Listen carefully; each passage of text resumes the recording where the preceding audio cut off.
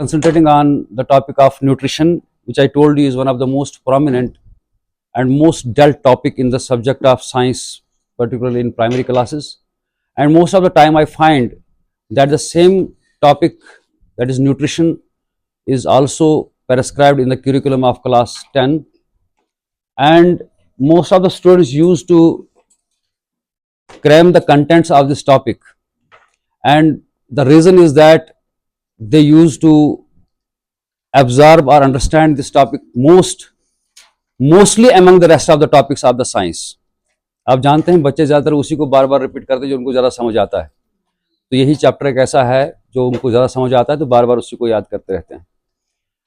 अब जहाँ तक इस टॉपिक का ताल्लुक है न्यूट्रिशन का, when ever it comes in our mind, we used to think about food. Question is, if nutrition is related with food, what is food? If I take you as my student of class of upper primary, obviously I will ask first question to the students before beginning the chapter, that what is food? Something we eat. Now second question is, why do we require food? आपने कहा food जो है it is required for supplement of energy, कुछ लोगों ने कहा survival है, कुछ लोगों ने कहा मेटाबॉलिज्म के लिए है। तो फिर मैंने पूछा इसकी रिक्वायरमेंट क्यों है, तो आपने अलग अलग आंसर्स दिए। फिर मेटाबॉलिज्म की टर्म आई तो आपने कहा कि केमिकल रिएक्शन, फिर हमने कहा बायोकेमिकल रिएक्शन, फिर हमने कहा क्या होती है, तो आपने कहा कॉम्प्लेक्स टू सिंपल। जहाँ तक बात आती है न्यूट्रिशन की, तो मैंने अभी आपसे कहा कि whenever we use to pronounce the term as nutrition, तो हमारे जहन में बात आती है फूड की। अब क्वेश्चन यह है, न्यूट्रिशन को हम बाद में डिस्कस करेंगे न्यूट्रिशन क्या है, पर सबसे पहले हम बात करना चाहेंगे व्हाट डज फूड मीन्स। देखिए आप लोगों ने जो explanation the that is very appropriate, बिल्कुल कंक्रीट था, बिल्कुल अप्रोप्रिएट था। मगर अगर हम फूड की डेफिनेशन पूछें, फूड खुद क्या है, मैं उस पर बात कर रहा था। तो देखिए the shortest possible definition of food जो बनती है, that is food is basically nutrient matter. Nutrient matter, ये शॉर्टेस्ट पॉसिबल डेफिनेशन हमारे पास बनती है। अब इसमें एक और टर्म आती है दैट इज न्यूट्रिएंट, उसको हम बाद में एक्सप्लेन करेंगे। मगर हम जानते हैं जो फूड हम कंज्यूम करते हैं तो वो न्यूट्रिएंट मैटर तो है, या आप कह सकते हो न्यूट्रिएंट मैटर के अलावा कह सकते हो न्यूट्रिएंट मटेरियल भी कह सकते हो आप, इट इज न्यूट्रिएंट मटेरियल भी कह सकते हो आप। अब ये जो हमारे पास फूड है, ये हमारी कौन कौन सी रिक्वायरमेंट फुलफिल करता है, आप लोगों ने आंसर दे दिया। बेसिकली मेजॉरिटी लोगों में आपने से कहा कि ये सप्लाई करता है, एनर्जी प्रोवाइड करता है, बाकी चीजें हैं, सस्टेनेंस की बात की वगैरह, मेटाबॉलिज्म को रन करता है। तो बेसिकली अगर हम फूड को देखें तो फूड जो है वो हमारी दो बेसिक रिक्वायरमेंट्स को पूरा करता है। One is it provides matter और material, and secondly it provides energy. अब देखिए फूड जो है, अगर हमें बच्चों को एक्सप्लेन करना हो, मैं लास्ट टाइम भी पढ़ा रहा था वहां पे, तो मेरे जहन में एक बात आई, फूड अगर देखा जाए, आपने कहा मेजॉरिटी लोगों ने कहा कि it is source of energy. तो अगर हम एक फिजिकल मशीन को देखें, scientifically designed physical machine, that is for example vehicle, तो मुझे बताओ व्हीकल जो है उसमें भी हम फ्यूलिंग करते हैं इन द फॉर्म ऑफ पेट्रोलियम और डीजल, तो वो उसके लिए सोर्स ऑफ एनर्जी है, उसके बाद व्हीकल रन करता है। तो दूसरे लफ्जों में अगर हम देखा जाए तो फूड जो है, जो हम कंज्यूम करते हैं, तो ये हमारे लिए बेसिकली, हमारी बॉडी एक बायोलॉजिकल मशीन है, ये फिजिकल मशीन नहीं है। लेकिन हमारी बायोलॉजिकल मशीन भी ऑपरेट करती है similarly like in on the base of the principles of vehicle, same उसी प्रिंसिपल पे करती है ये। अब सिर्फ फर्क यह है कि हमारी बॉडी बायोलॉजिकल मशीन है और जो व्हीकल है वो एक फिजिकल मशीन है। Both require input of energy, और हमारी बॉडी को हम इनपुट ऑफ एनर्जी प्रोवाइड करते हैं इन द फॉर्म ऑफ फूड, और व्हीकल में हम प्रोवाइड करते हैं इन the form of fossil fuel, that is petroleum and diesel करता है। हमारी बॉडी बनी हुई है सेल से। अब जाहिर सी बात है कि हम एक लाइफ की बिगिनिंग शुरू करते हैं। कोई भी प्लांट हो या कोई भी एनिमल हो, वो अपनी लाइफ स्टार्ट करता है from the single cell, that is single cell is zygote, ठीक है ना भाई। मैंने भी अपनी लाइफ जो है स्टार्ट की in the form of single cell that is zygote within the womb of my mother, and that single cell divided, redivided, and underwent different stage through pass through different stages, और फिर मैंने एक human form assume की, फिर मेरी birth हुई, then I was called neonate, उसके बाद मुझे इन्फेंट कहा गया, फिर मुझे टॉडलर कहा गया, फिर मुझे कहा गया कि मैं एक टीनेजर हूँ, उसके बाद मुझे कहा गया कि अब ये एडल्ट है ना। तो डिफरेंट स्टेज से मैं गुजरा लाइफ में, और जब मैंने मैच्योरिटी अटेंड की, अब जरा देखिए, मैंने लाइफ स्टार्ट की एक जायगोट से, तो इस लेवल तक पहुंचते पहुंचते अगर देखा जाए तो मेरी बॉडी में मिलियंस, क्या कहूं मैं, ट्रिलियंस ऑफ सेल्स हैं, और वो एक सेल जो उस एक सेल से ही पूरी बॉडी के ट्रिलियंस ऑफ सेल्स क्रिएट हुए। अब मुझे बताइए, नए सेल जो मेरी बॉडी में ऐड हुए तभी जाके मेरी बॉडी में ग्रोथ हुई, और नए सेल ऐड हुए by the process of cell division, जो आप पढ़ाते हैं बच्चों को। अब मुझे बताइए, नए सेल बनाने के लिए मैटर तो चाहिए था, मेटेरियल तो चाहिए था, और वो मैटर जो है वो किसने प्रोवाइड किए? That matter was provided by food, through food हमें अवेलेबल हुआ। इसका मतलब ये मैटर या मेटेरियल प्रोवाइड करता है for the purpose of growth. किसके लिए? इसका मतलब ये हुआ कि फूड के थ्रू हमें मैटर मिलता है, और जो हमारी बेसिक प्रॉपर्टी या बेसिक जो रिक्वायरमेंट है, दैट इज ग्रोथ, उसको फुलफिल करता है। Are you are very much familiar that growth is one of the fundamental property of living organisms, है ना भाई। अब एक चिनार के दरख्त की बात कर लेते हैं, प्लेंटेनस ओरेंटलिस की बात हम कर लेते हैं। इसकी लाइफ भी एक जायगोट से स्टार्ट हुई, एक सिंगल सेल से स्टार्ट हुई, और सीड ने जर्मिनेट किया, सीडलिंग बनी, फिर ग्रो करते करते थ्रू द एजेस आप देखिए इसने एक ह्यूज फॉर्म एज्यूम की। तो इसका मतलब यह हुआ कि इसकी बॉडी में भी ग्रोथ हुई, और during the process of growth what happened to its body? इसने मास गेन किया, इसने वेट गेन किया, वॉल्यूम गेन किया, सरफेस एरिया गेन किया। तो इस वक्त आप इस ह्यूज फॉर्म में इसको देखते हो, मगर ये ग्रोथ खुद ब खुद नहीं हुई, it was because of supplement of food, and same food is required by animals including human beings for the purpose of their growth, and rather I may say all living organisms require food for the purpose of growth, and growth occurs because of food, because food supplies them matter or material. लेकिन अब सवाल यह है कि plants की growth अगर देखी जाए, that growth is unlimited, they show indefinite growth, that means they continue to grow throughout their life. But in contrary to animals, if you see plants used to continue to their growth throughout their life. In human beings maximum growth occurs up to the age of 22 years, उसके बाद growth discontinue हो जाती है ना, stop हो जाती है। तो then I shall discontinue the consumption of food, then why shall we continue? Actually क्या है कि अगर मैंने ग्रोथ पूरी मैच्योरिटी अटेंड कर ली, ग्रोथ मेरी स्टॉप हो गई, but still I require food, that means I require supplement of matter और मटेरियल फॉर माई बॉडी। और वो किस पर्पज के लिए है? कि अब मेरी बॉडी को ग्रोथ के लिए जरूरत नहीं है, अब मेरी बॉडी को रिपेयरमेंट के लिए जरूरत है। Is it clear? तो इसका मतलब ये हुआ कि अगर एनिमल्स में ग्रोथ स्टॉप हो भी गई, मगर अब हमें फूड की रिक्वायरमेंट जो है, that is for the purpose of repairment. We know that हमारी स्किन के सेल जो होते हैं मिलियंस में जो है पर डे उनकी डेथ होती है, and they are replaced by new ones. Similarly हम जानते हैं एलिमेंट्री कैनाल के सेल्स भी जो होते हैं दे डाई, ठीक है ना, बिकॉज ऑफ एजिंग, या जिसको आप बोलते हो सेनिसेंस।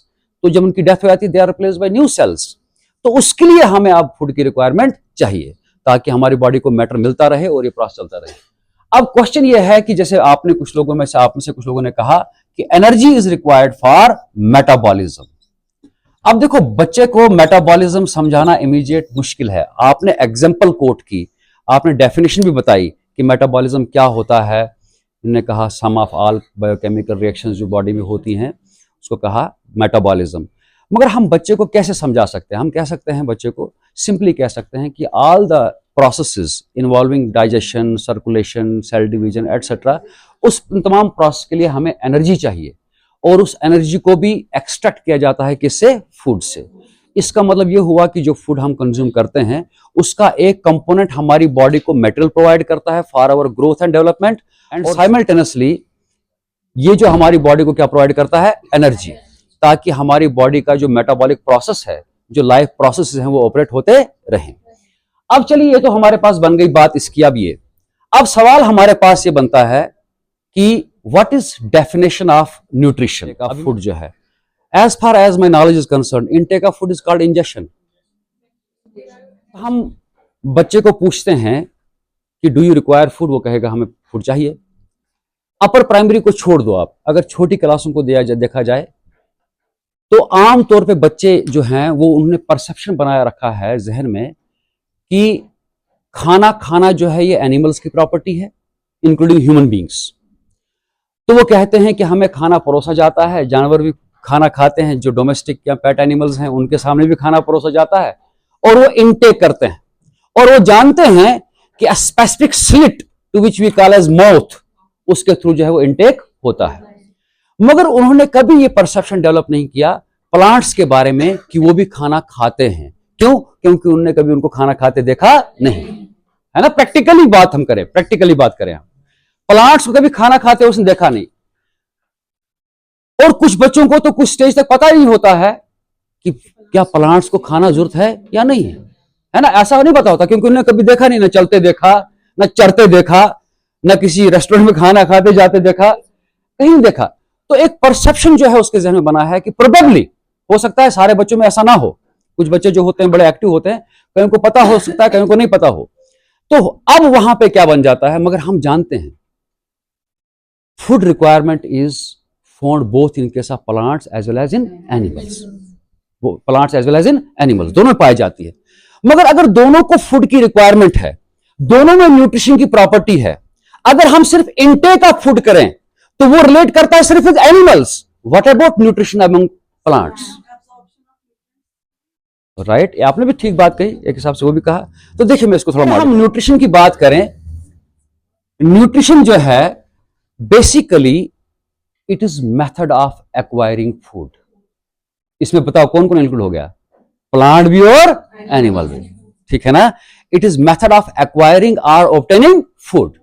तो इसको हम ऐसे कह सकते हैं, इनटेक नहीं कभी कहेंगे, इट इज मेथड या हम कहेंगे प्रोसेस, ठीक है, ऑफ ऑब्टेनिंग और एक्वायरिंग फूड में हम इस डेफिनेशन में ही हम पर्पस भी डाल सकते हैं, मेथड और प्रोसेस ऑफ एक्वायरिंग और obtaining food so that body में have supply of matter for growth and repairment and energy for metabolism. इसका मतलब यह हुआ कि न्यूट्रिशन टर्म जो है ये बेसिकली रिलेटेड है फूड से। अब बच्चों को डिफाइन करना है तो हम कहेंगे मेथड ऑफ और process of obtaining food. What is food? आप कहेंगे न्यूट्रिएंट मैटर। क्या सप्लाई करता है? मैटर और एनर्जी। और मैटर किस पर्पस के लिए? Growth and repayment. अब हम कहेंगे रिपेयरमेंट के लिए। दो पर्पस ये फुलफिल करता है, बहुत इंपॉर्टेंट है। अब हमारे पास मेथड ऑफ ऑब्टेनिंग फूड जो है या प्रोसेस ऑफ जो ऑब्टेन करने का तरीका है फूड का, वो प्लांट्स और एनिमल्स में डिफरेंट है, मगर रिक्वायरमेंट दोनों में क्या है? सेम है, फंडामेंटली सेम है। अब चलिए हम ये न्यूट्रिएंट्स क्या है, पहले हम न्यूट्रिएंट्स पे भी आएंगे, ये बच्चा उसके जहन में बात रहेगी। What does nutrients means? अब देखिए न्यूट्रिएंट्स की जब बात आती है तो आजकल हर शख्स न्यूट्रिएंट्स की बात करता रहता है।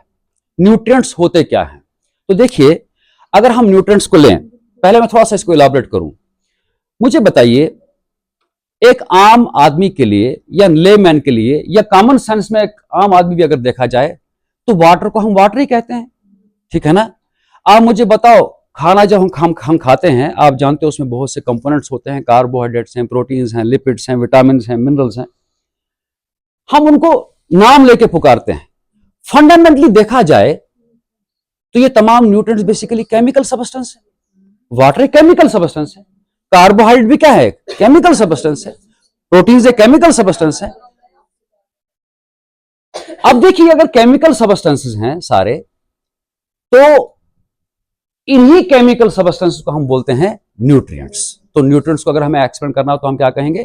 These are basically chemical nutrients. मगर ये वो केमिकल सबस्टेंसेस हैं which are essential for the survival of living beings. तो हम कहेंगे these are the essential chemical substances. दो तरह के होते हैं, एक होता है ऑर्गेनिक, दूसरा होता है इनऑर्गेनिक। अब इसमें हम ज्यादा डिटेल में नहीं बच्चों को कंफ्यूज करेंगे, क्योंकि ऑर्गेनिक जब उसके सामने आएगा तो अपर प्राइमरी लेवल पे उसको समझना मुश्किल हो जाएगा, ठीक है ना। तो अपनी अंडरस्टैंडिंग के लिए अगर हम बात करें, थोड़ा सा हम कह सकते हैं बच्चों को एक कंपोनेंट न्यूट्रिएंट का जो है वो ऑर्गेनिक है, दूसरा क्या है, इनऑर्गेनिक है। अब देखिए ऑर्गेनिक में हमारे पास आते हैं कार्बोहाइड्रेट्स, कह सकते हैं बच्चे को, ठीक है ना। इसमें आते हैं प्रोटीन्स, इसमें आते हैं लिपिड्स, ठीक है, यहां कहेंगे फैट्स आप। इनऑर्गेनिक में आते हैं मिनरल्स, ठीक है ना। और वो कौन कौन से, जैसे nitrogen, sulphur, phosphorus, potassium, calcium, magnesium, manganese, zinc etcetera, जो भी हैं। आप देखिए ये इनऑर्गेनिक हो गए। अब आपसे कोई अगर बच्चा ज्यादा ही कहे कि भाई ऑर्गेनिक इनऑर्गेनिक, हम उसको इलाबोरेट नहीं करेंगे ऑर्गेनिक अब क्या है। सिंपल लफ्जों में ऑर्गेनिक हम किसे कहेंगे, जिसका ओरिजिन किससे हो, लिविंग बीइंग से, उसको ऑर्गेनिक कहेंगे। इनऑर्गेनिक का कहेंगे जिसका सॉइल से ओरिजिन हो। सिंपल मोटे मोटे लफ्जों में सोर्स से हम रिलेट कर सकते हैं। तो अब मुझे बताइए, ये ऑर्गेनिक कंपोनेंट भी रिक्वायर्ड है ऑर्गेनिज्म को और इनऑर्गेनिक भी। अब हासिल करने के मेथड को ही हम बोलते हैं न्यूट्रिशन। अब बताओ, nutrients are the chemical substances which are contained in food, और फूड को ऑब्टेन करने के हासिल को करने के प्रोसेस को क्या बोलते हैं, न्यूट्रिशन। तो न्यूट्रिशन से न्यूट्रिएंट और वहीं से फूड भी आ गया, बीच में सारा कंपोनेंट एक्सप्लेन हो गए। अब हमारे पास अक्सर बच्चे क्या करते हैं, और हम पढ़ाते भी हैं बच्चों को, कि हमारे पास जो न्यूट्रिशन है वो दो तरह की होती है, जो हम पढ़ते हैं ऑटोट्रॉपिक और हेटेरोट्रॉपिक, ठीक है। अब मेटाबॉलिज्म से रिलेटेड मैं कुछ बातें करूंगा आपसे। आपको ये ऑटोट्रॉपिक हम बात करते हैं, न्यूट्रिशन दो तरह की है। चलिए हम लेते हैं पहले ऑटोट्रॉपिक। अब देखिए इसमें क्या होता है कि ये वो मोड ऑफ न्यूट्रिशन है जिसमें लिविंग ऑर्गेनिज्म अपना खाना खुद तैयार करते हैं। इसका मतलब जो अपना खाना खुद तैयार वो करे, वो क्या होते हैं, इंडिपेंडेंट, वो किसी पे डिपेंडेंट नहीं है। उन्हीं को हम बोलते हैं ऑटोट्रॉफ्स, और मोड ऑफ न्यूट्रिशन को कहते हैं ऑटोट्रॉपिक। चलो भाई ये तो बात हो गई क्लियर। अब हमारे पास जो ऑटोट्रॉफ्स हैं, इसमें ग्रीन प्लांट्स आते हैं, इसमें कुछ बैक्टीरिया भी इंक्लूड होते हैं, है ना, वगैरह वगैरह, एल्गी प्लांट्स ही है ना। तो इसमें ग्रीन प्लांट्स और हम जानते हैं कि कुछ बैक्टीरिया भी इन्वॉल्व होते हैं, इंक्लूड होते हैं। अब हमारे पास जो प्लांट्स हैं या माइक्रो ऑर्गेनिज्म जो ऑटोट्रॉफ्स हैं, उनमें ऐसी क्या स्पेशलाइजेशन है कि जिसकी वजह से वो ऑटोट्रॉफ्स हैं। देखिए मैं आपको एक चीज खास बताऊं, प्लांट्स में, plants are the most beautiful and most miraculous creation of almighty God. हालांकि हर एक क्रिएशन ऑलमाइटी गॉड की मिराकुलस है, मगर प्लांट जरा ज्यादा ही। बताओ क्यों? Plants have got only 3 systems: root system, shoot system, reproductive system, ठीक है। No digestive system, no excretory system, no what you call circulatory system, no blood, no heart. समझ आई बात आपको? No excretory system, but sometimes we use to find in the contents of the book that plants do have excretion. That is wrong. अब देखिए plants में ना nervous system, ना circulatory system, ना डाइजेस्टिव सिस्टम, कोई सिस्टम नहीं है, सिर्फ 3 सिस्टम है। मगर एनिमल्स में सारा कुछ होने के बाद भी हम हेटेरोट्रॉफ्स हैं। प्लांट्स आर इंडिपेंडेंट, है ना, ये सरप्राइजिंग है। और एक इंटरेस्टिंग आपको बताओ, अगर मुझे मौका मिले, अगर सेकंड लेक्चर हो, पूरे बायोस्फीयर में, रादर ऑन अर्थ, तमाम क्रिएशंस में से ह्यूमन बीइंग्स और एनिमल्स इनसिग्निफिकेंट क्रिएशन है। I will prove it. Plants और माइक्रोब्स अगर दुनिया में हो तो भी लाइफ चलेगी, आपके और मेरे बगैर और बाकी एनिमल्स के बगैर। Life is possible. मैं बताऊंगा। ऑटोट्रॉफ्स जो हैं, इनमें क्या स्पेशलाइजेशन है? देखिए कोई ना कोई प्रोसेस है तो इनको ब्लेस किया गया है, जिसकी वजह से ऑटोट्रॉफ्स हैं। अब वो जो है वो है, एक प्रोसेस है फोटोसिंथेसिस, और दूसरा है कीमोसिंथेसिस। याद रखना, ऑटोट्रॉफ्स जो हैं, अगर वो ऑटोट्रॉफ्स हैं तो बिकॉज ऑफ आइदर फोटोसिंथेसिस और बिकॉज ऑफ कीमोसिंथेसिस। इन दोनों में से जो भी प्रोसेस जिस लिविंग बीइंग में अवेलेबल होगा तो वो ऑटोट्रॉफ होगा। आप और मैं और एनिमल्स ऑटोट्रॉफ इसलिए नहीं, because we can not perform photosynthesis nor can we perform chemosynthesis. That is why we are heterotrophs. ठीक है। लेकिन अब जरा सुनिएगा, कोई भी लिविंग बीइंग ऐसा नहीं अर्थ के ऊपर जिसमें दोनों प्रोसेस हों। ऐसा कोई बीइंग नहीं जो फोटोसिंथेसिस भी परफॉर्म कर सके और कीमोसिंथेसिस भी। either of the one will be available in among autotrophs. अब हमारे पास क्वेश्चन ये है कि जिनमें फोटोसिंथेसिस होती है उनको हम बोलते हैं फोटो ऑटोट्रॉफ्स, ठीक है ना, यहां तक तो हम पढ़ते हैं। और बताओ जिनमें कीमोसिंथेसिस होती है, कीमो ऑटोट्रॉफ्स। अब सवाल यह है कि फोटोसिंथेसिस में होता क्या है, ठीक है। अगर आप चाहें तो बच्चों को फोटोसिंथेसिस के टॉपिक भी ले सकते हो, मगर कन्फाइन करना चाहिए हमें यहीं तक, ताकि उसको इस लेवल तक समझ आ जाए। मगर अगर ज्यादा ही बात आती है डिफरेंस करने की तो आप एक्सप्लेन कर सकते हो, बच्चे में कंफ्यूजन ना रहे कि what is difference between chemosynthesis and photosynthesis, और उनको बेसिक प्रोसेस आप बता सकते हो। फॉर एग्जांपल, अगर हम फोटोसिंथेसिस की बात करें, मोटे मोटे लिहाज से अगर हम बात करें, हम जानते हैं कि फोटोसिंथेसिस एक मेटाबॉलिक प्रोसेस है। मैं आपके सामने एक हाइपोथेटिकल एक प्लांट की इमेज बनाता हूं जस्ट अंडरस्टैंड कराने के लिए। ये मान के चलो प्लांट का रूट है, ये क्या है, उसका स्टेम है, और ये क्या है, लीफ है, ठीक है भाई। हम जानते हैं कि फोटोसिंथेसिस में कुछ इंपॉर्टेंट रिक्वायरमेंट्स हैं इसकी फोटोसिंथेसिस प्रोसेस के लिए, और हम पढ़ाते आए हैं बच्चों को। One of the requirement is carbon dioxide, दूसरा है वाटर, तीसरा है सनलाइट, और क्या है, क्लोरोफिल, राइट। कि फोटोसिंथेसिस में कार्बन डाइऑक्साइड क्यों रिक्वायर्ड है, why not some other thing. आपको एक चीज बता दूं, बच्चे को आप पहले ही स्टार्ट में बोल देंगे, प्लीज आप बच्चे को पहले ही बोल देंगे। अब जब फोटोसिंथेसिस की बात आती है, हम अक्सर फोटोसिंथेसिस को कैसे डिफाइन करते हैं, हम बोलते हैं it is a process by which green plant synthesize on food. अगर हम देखें, हम बच्चों को अभी डेफिनेशन की बात आती थी, मैं डेफिनेशन पे बात आ रहा था। हम जब भी किसी चीज को डिफाइन करते हैं, डेफिनेशन का मीनिंग अलग है ना। डिफाइन फलाना, डिफाइन फोटोसिंथेसिस। जब हम डिफाइन करने की बात करते हैं photosynthesis, unfortunately I am not challenging authors, मगर जहां तक मैंने पढ़ा है बड़े बड़े स्कॉलर से, बड़े बड़े टीचर से, तो डेफिनेशन ऑफ फोटोसिंथेसिस है ही नहीं है। We are while defining photosynthesis we are explaining the process. हम बेसिकली क्या एक्सप्लेन कर रहे होते हैं, process. It's a process in which carbon dioxide reacts with water in the presence of sunlight and chlorophyll pigment. There occur formation of organic food in the form of glucose, that is carbohydrate, with byproduct as oxygen. जो बनता है ऐसा, यही है ना। इसकी definition कुछ और है। अब जरा सुनिएगा मेरी बात। सबसे पहली बात आप याद रखेंगे, मैंने कहा प्लांट्स और एनिमल्स की रिक्वायरमेंट फूड की है, दो चीजें हैं, ऑर्गेनिक भी और इनऑर्गेनिक भी। अब सवाल यह है, झगड़ा खड़ा ये होता है कि प्लांट्स को अगर हम ऑटोट्रॉफ्स बोलते हैं, वो ऑर्गेनिक न्यूट्रिएंट्स की रेफरेंस में बात कर रहे हैं कि इनऑर्गेनिक। हाँ, तो आप में से जब कुछ लोगों ने डिफाइन किया तो क्या कहा, it's the process of formation of food. आपने नहीं कहा organic food. Plants are autotrophs only with reference to organic food. Inorganic meaning तो सॉइल से लेते हैं। जब आप फूड यूज करेंगे term, it means it will encompass both organic and inorganic. We have to be very very specific. Plants are autotrophs only with reference to organic food. अब जाहिर सी बात है, अगर ऑर्गेनिक फूड बनाना है, आपके माइंड में ये बात है कि ऑर्गेनिक सबस्टेंस वो होता है जिसमें फंडामेंटली कार्बन होना जरूरी है, उसके अलावा हाइड्रोजन, नाइट्रोजन, सल्फर, और कहीं में सल्फर भी होता है ना।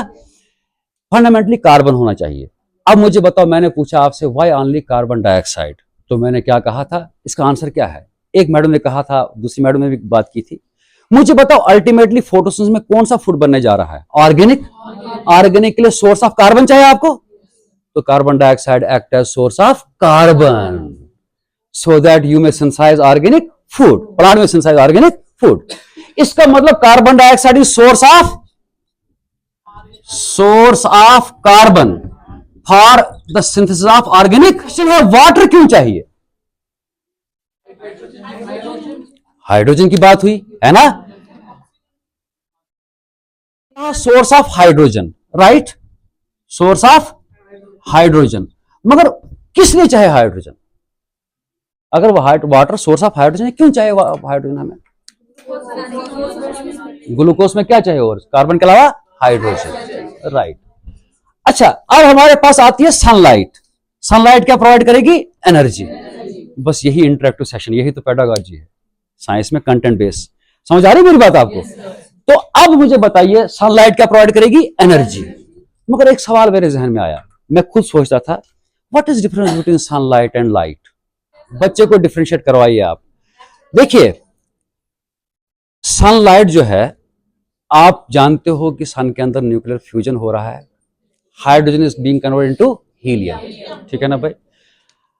उस वक्त एनर्जी रिलीज होती है, हीट और लाइट।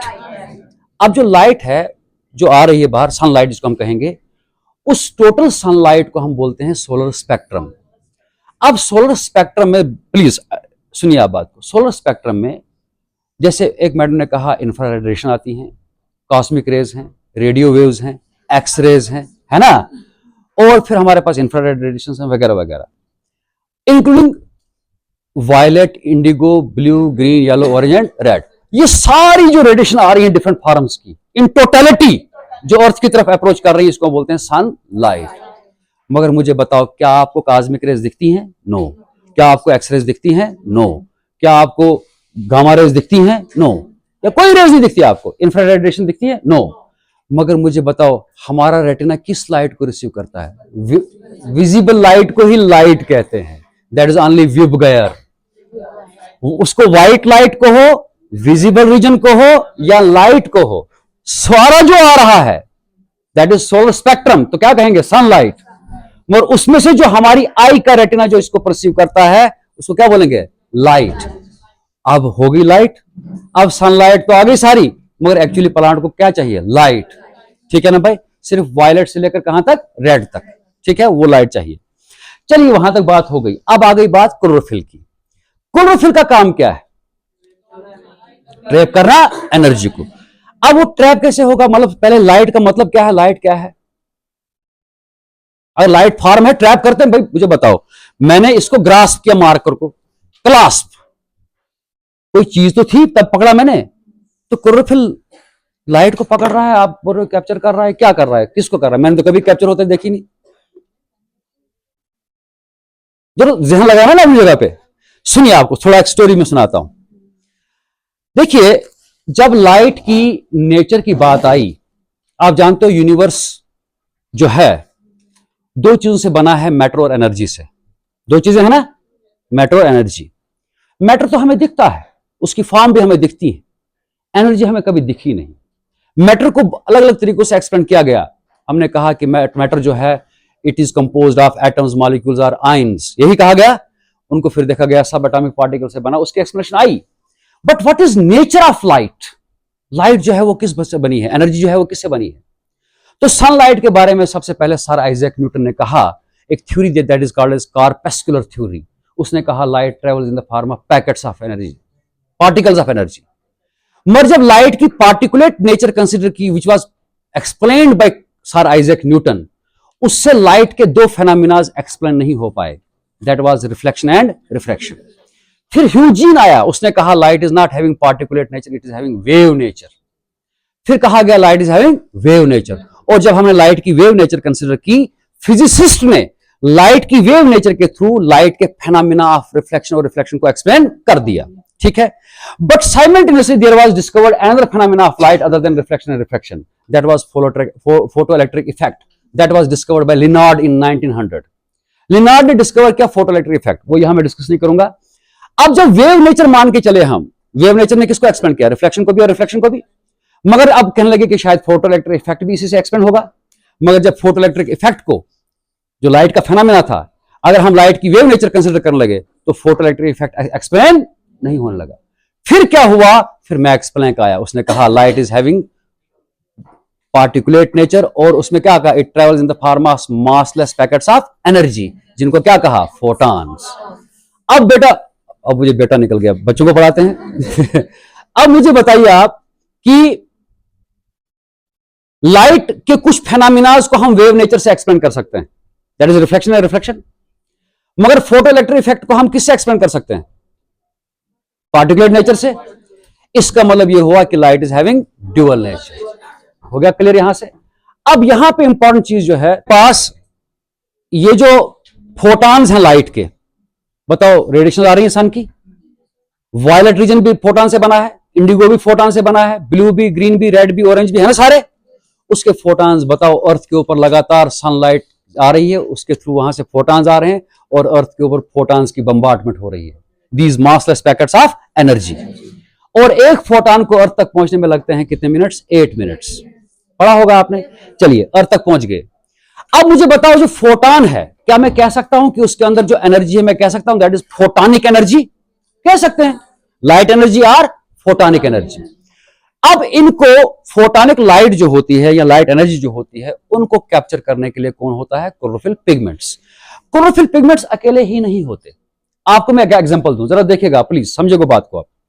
प्लांट के लीव्स के अंदर क्लोरोफिल पिगमेंट जो होता है, मुझे मान लीजिए आप जानते हो क्लोरोफिल 5 टाइप के होते हैं। क्लोरोफिल के अलावा कैरोटीन्स होते हैं, उसके अलावा ज़ैंथोफिल्स होते हैं 40 टाइप्स के, ठीक है। उसके अलावा फाइकोबिलिन्स होते हैं। अब जरा मुझे बताइए, सुनिए जरा, गौर से जरा सुनिएगा, कैसे फोटॉन्स को एब्जॉर्ब किया जाता है। मुझे मान के चलिए कि I am the main chlorophyll pigment which is responsible for trapping the photonic energy, और मुझे कहते हैं क्लोरोफिल ए। क्या कहेंगे? क्लोरोफिल। मैं सेंटर में खड़ा हूं यहां पे, आप बाकी जो रेस्ट ऑफ द पीपल यहां बैठे हैं, आप भी क्लोरोफिल पिगमेंट्स हैं, या आप में से कुछ कैरोटीन्स हैं, कुछ आप में से ज़ैंथोफिल्स हैं, आप मेरे इर्द गिर्द हैं, ठीक है। अब आप में और मुझे फर्क क्या है? आप और मैं दोनों फोटॉन्स की एनर्जी को एब्जॉर्ब कर सकते हैं, लेकिन आपकी प्रॉपर्टी एक चीज है कि आप फोटॉन्स को एब्जॉर्ब करने के बाद आप नेक्स्ट को हैंड ओवर करते हो, नेक्स्ट को हैंड ओवर करते हो, और फाइनली मुझ तक पहुंचा देते हो। फॉर एग्जाम्पल, मुझे बताओ, लास्ट रो वहां पे है ना, अगर मैं कहूं कि वहां आपको मार्कर दे दे, कोई मार्कर को मान के चलो आप फोटॉन्स 10 अगर पीपल बैठे हैं 10 मार्कर दे जाएं, आप लिखेंगे नहीं, आपको लिखना नहीं आता, वो सिर्फ क्लोरोफिल ए को आता है।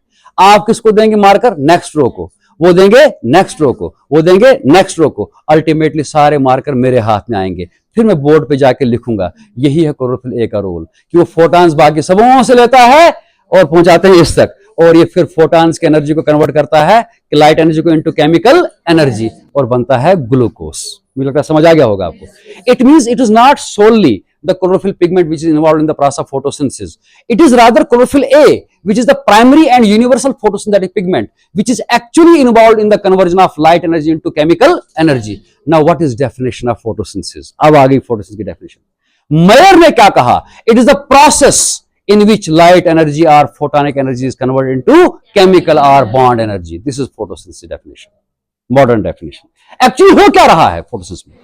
Plants are autotrophs only with reference to organic food, but they are heterotroph with reference to minerals because they have to absorb them from soil in ready-made form. ठीक है ना? अब ये बात तो हो गई यहां पे। अब यहां पे एक बड़ी इंपॉर्टेंट बात आती है कि सपोज हम फोटोसिंथेसिस को कहते हैं, कार्बन डाइऑक्साइड मॉलिक्यूल रिएक्ट करते हैं वाटर के साथ, बैलेंस करते हैं ना, उसके बाद हम शो करते हैं HNU और यहाँ क्लोरोफिल पिगमेंट, यहाँ कहते हैं C6H12O6 plus 6O2, oxygen by product बाहर निकलता है। अब हमारे पास देखो, कार्बन डाइऑक्साइड मैंने क्या कहा, इसका रोल फोटोसिंथेसिस में क्या है? It's a source of carbon for the sense of organic food. बताओ, आपने कहा water is a source of hydrogen, है ना भाई, for the sense of glucose, और साथ में क्या रिलीज होती है? ऑक्सीजन। अब मैं एक इंटरेस्टिंग आपको बताऊं, कार्बन डाइऑक्साइड वाटर रिएक्ट करते हैं, ग्लूकोज बन रहा है, रेस्पिरेशन में ग्लूकोज में ऐड होती है ऑक्सीजन, और क्या बनता है? अपोजिट, है ना। अब यहां क्या हो रही है? सिंथेसिस। यहां क्या हो रहा है? ब्रेकडाउन। जिस प्रोसेस में बनता है उसको बोलते हैं एनाबॉलिज्म, जिसमें ब्रेकडाउन होता है उसको कैटाबॉलिक। हो गया क्लियर? बताओ, ये एंडोथर्मिक प्रोसेस, ये क्या है? एक्सोथर्मिक, है ना। ये एनाबॉलिक, वो क्या है? कैटाबॉलिक।